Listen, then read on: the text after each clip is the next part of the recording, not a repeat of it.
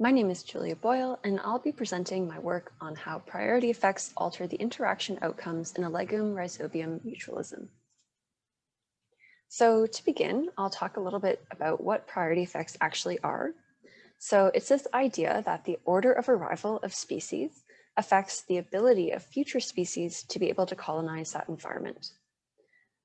And so that first species that arrives can either facilitate or inhibit other species from colonizing. And an extreme sort of outcome of that would be something like competitive exclusion, where that first species to arrive completely excludes the second species from being able to colonize and use that environment. So in this talk, I'll be considering two main mechanisms of priority effects, the first one being niche preemption. So this is the idea that that first species to come uses up a lot of the niche that another future species might need to colonize, and that might affect its ability to colonize. And then the second mechanism is the idea of modifying the niche. So that's the idea that that first species modifies the niche that it's using, and this might affect other future species being able to colonize or not. So in this project, I'm considering legumes as being this environment that's being colonized and the associated microbes that they form symbiotic relationships with, rhizobia, as being the colonizers. So rhizobia form these nodules on legume roots, and the legume will provide the rhizobia with nutrients, while the rhizobia provide the legume with fixed atmospheric nitrogen. And that nitrogen fixing ability ranges from being very, very good and mutualistic to basically none, no nitrogen being fixed. And that would be more of like an ineffective symbiont. So this top picture shows nodules that are just white. There's no nitrogen being fixed. It's likely ineffective. Whereas these bottom nodules here are sort of senesced nodules that you can still tell they were a little bit pink, and they were fixing nitrogen for the plant. So we come to this question of why do we still have ineffective symbionts when there are very effective symbionts out there? And this is sort of the big question of why is there maintenance of variation in mutualist quality? So here I'm proposing that priority effects could be one mechanism of maintenance of variation in quality, because on these individual plant levels, you could have priority effects where the ineffective partners may have a competitive advantage if they arrive first, or they could be facilitated by having an effective partner arrive there first. And so on each of these little individual plant levels, you might see different outcomes, and this could sort of promote a larger scale maintenance of variation in mutualist quality across the whole landscape. So first, we needed to actually find out if legume-rhizobia symbioses showed any evidence of priority effects. So we used the legume Medicago lupulina, which is found in Canada, as well as Ensifer millilodi strain 1022, which is a very effective nitrogen fixer. And then we also used Ensifer strain T173, which is a very ineffective nitrogen fixer, and we think that it doesn't fix any nitrogen at all. So our design was that we had two inoculations of these different strains in a full factorial design, where that first inoculation could be a bad nitrogen fixer or a good nitrogen fixer or a control, just blank media. And then 2 weeks later, we applied the second inoculation, which was either bad, good, or control. And we had 30 plants per treatment, and that was a total of 270 plants. So one of the most exciting things about this project is that I actually got to do it in the field, and it's sort of rare and challenging to do a microbial experimental project out in the field, but it is fun that we could do it, and it actually seemed to have worked. So I did this at Koffler Scientific Reserve in 2019, and I had these two blocks set up in a natural field setting. I autoclaved these pots and autoclaved the sand, and then we just applied the inoculations directly into the sand of the pot. And after that experiment was completed, I harvested the plants and measured above ground biomass, the leaf number, the nodule number, and then just by visual inspection, whether the nodules that they had were nitrogen fixing or not. So pink or not. So before we get into the results, I just wanted to quickly go over the graph layout that I'll be using for the rest of the talk. So along the bottom, I have treatment, where in the color is the first strain, which could be control, bad, or good. And then below that, whatever that second strain was. So again, control, bad, or good. And I'm using box plots to represent the data because they were mostly non-normal. So to begin with, on my y-axis, I have number of nodules on the plant roots. And the first thing to notice here is that my control treatment had the fewest number of nodules, which is what we wanted to see. Basically that we didn't apply any microbial treatment to these and they had the fewest number of nodules in a field experiment, which is what we had hoped for.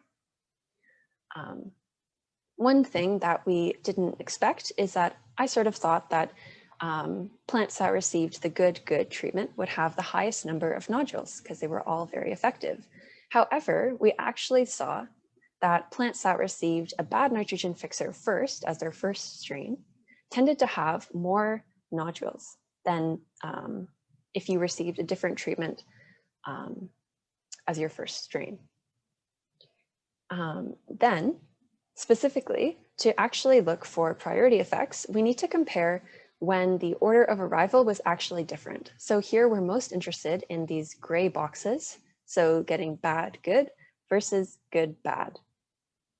So when we compare these two treatments, we actually find that they don't have a significant difference in number of nodules.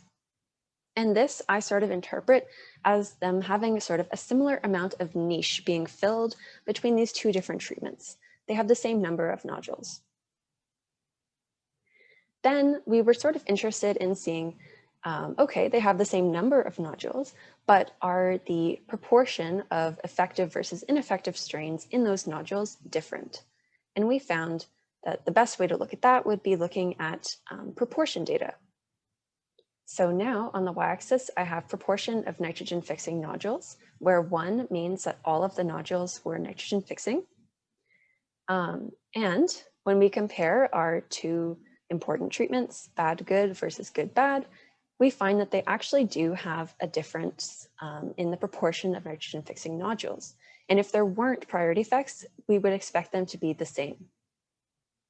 So the fact that they're different suggests that there is priority effects occurring, where that first strain to arrive tends to use more of the limited niche space that it has. So they had the same number of nodules, but the actual strain compositions, looking at all of the nodules, is different.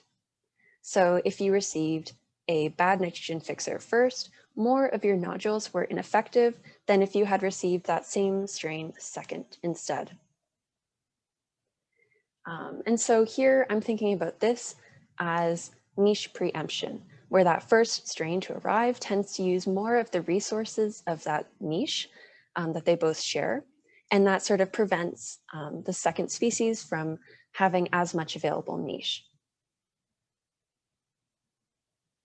So next, I'm looking at above ground biomass on the y-axis.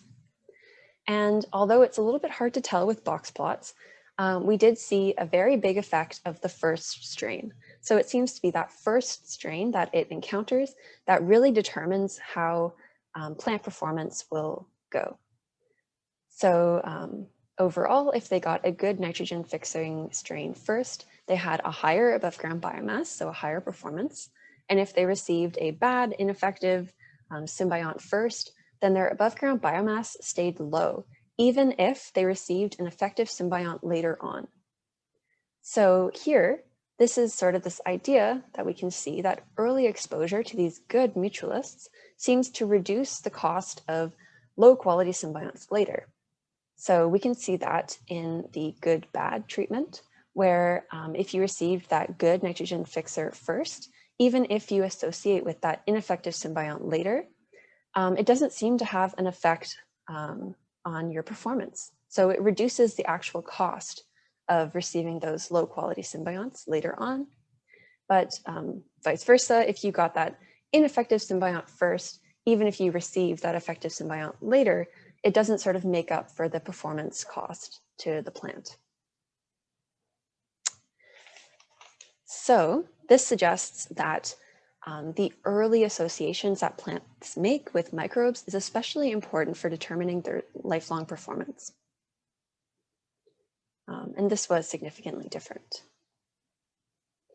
Here, I'm sort of thinking about the idea of niche modification as a mechanism of priority effects, where that first strain that arrives either sort of fixes nitrogen or it doesn't, and that modifies the plant as a niche to be either sort of healthy or not healthy, and that seems to hold until we harvested them. So how does this actually affect our understanding?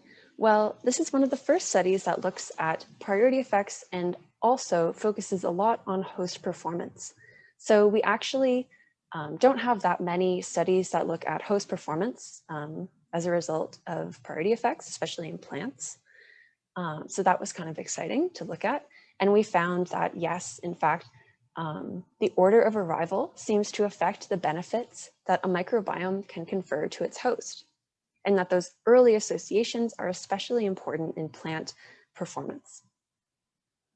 So imagining this on sort of a broader applicability level, you can imagine that a plant that is trying to colonize a new environment might have very different colonization outcomes depending on what type of symbiont it associates with first.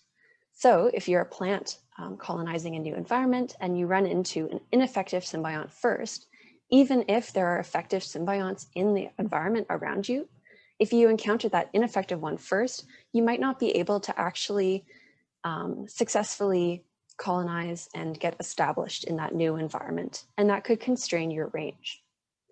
On the flip side of this, of course, is that if you are trying to colonize this new environment and you run into an effective symbiont first, this could actually allow you to establish better, even if there are ineffective symbionts in your environment still. And then second, we were sort of wondering about this maintenance of variation in mutualist quality. And we found that, yes, actually, that at the individual plant level, there do appear to be priority effects, and this could translate to the maintenance of variation on a broader environmental level.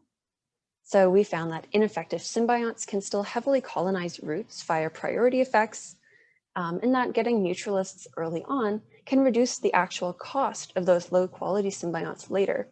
And if these low quality symbionts have a lower cost, that means that they can probably persist more in the environment and with plants. So with that, I'd like to thank Tia Harrison and Dale Pabesma for their help along the way, as well as the KSR staff of 2019, and of course, Frederickson and Stinchcombe Lab, and Ensifer for the funding. I will mention here that if you're interested in learning more, we recently published this work in Proc B. So I have the paper title here, and if you're interested, definitely look it up and please feel free to learn more. And thanks.